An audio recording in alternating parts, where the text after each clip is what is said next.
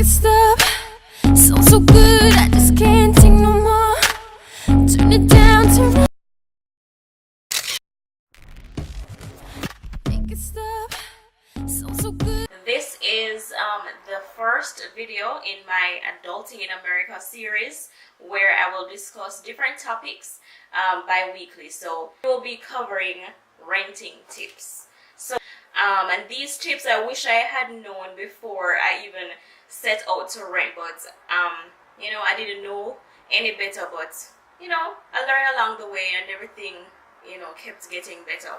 And this is just for people who may be first-time renters who are so excited about, you know, going out to rent their own home or apartment, you know, for the first, that you should always have money saved up before you set out to rent anywhere.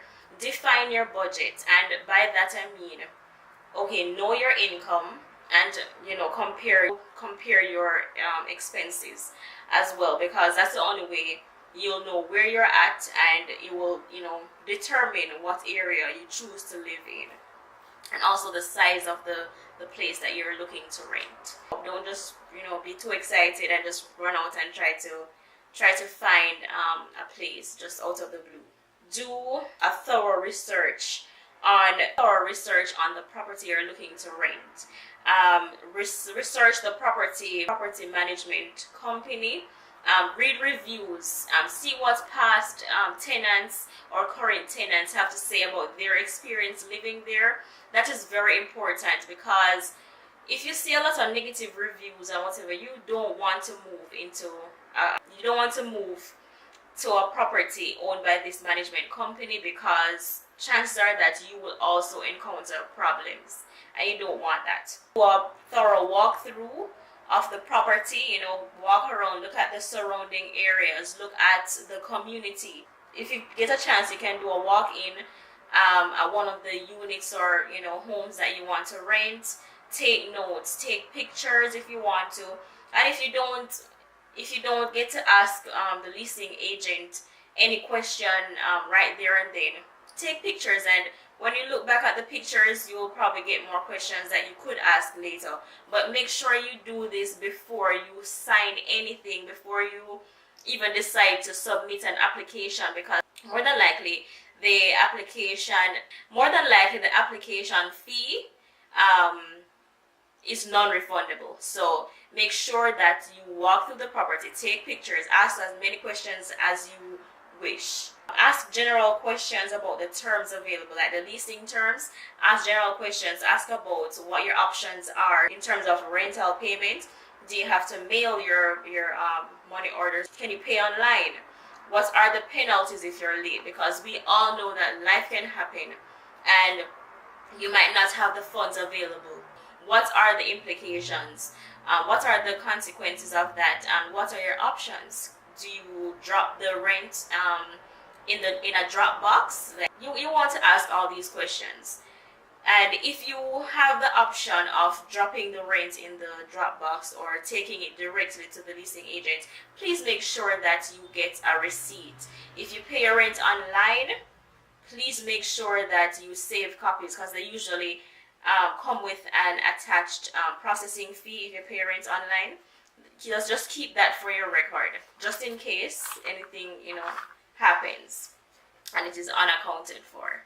Assuming that you've gone through the research process, you have the funds, you have a budget that you defined, you got people's feedback on the property, you got a physical viewing of the property, and everything seems okay, please make sure that your other questions have been answered. There's no ambiguity in anything, because the people who write the lease agreements, they tend to use very vague terms sometimes, and sometimes their lease agreement is very wordy and they put a lot of big fancy words in there, and the average person does not understand. So make sure that you read through any lease agreement from back to front.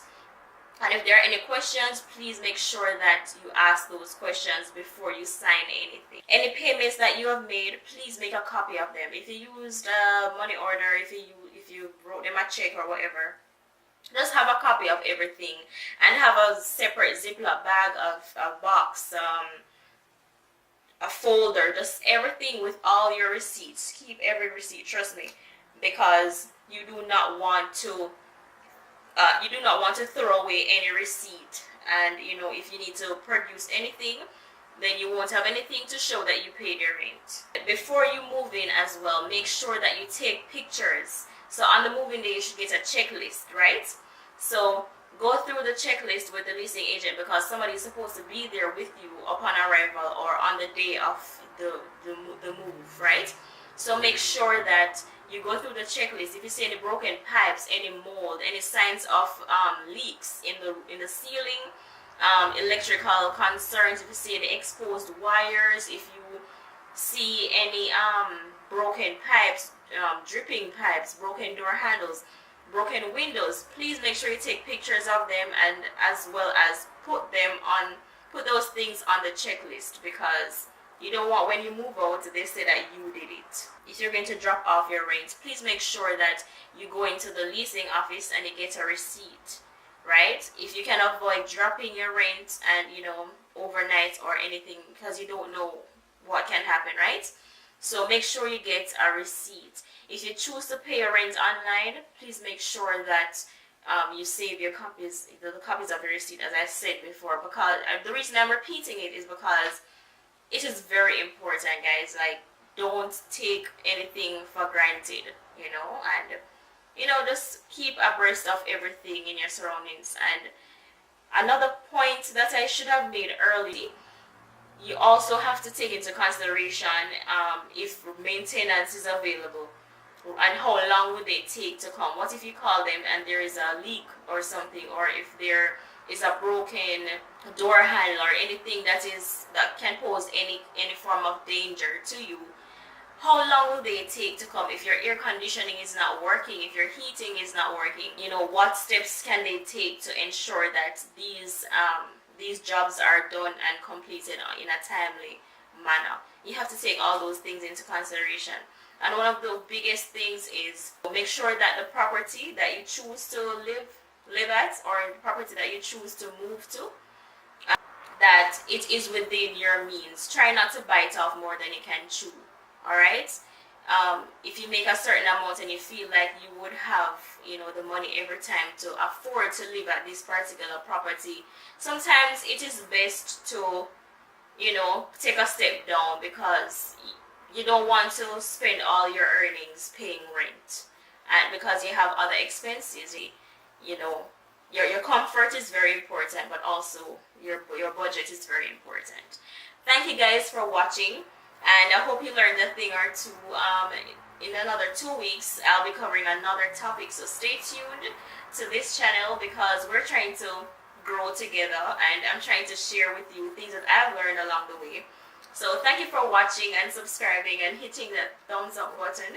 I'll see you soon. So good, I just can't take no more. Turn it down.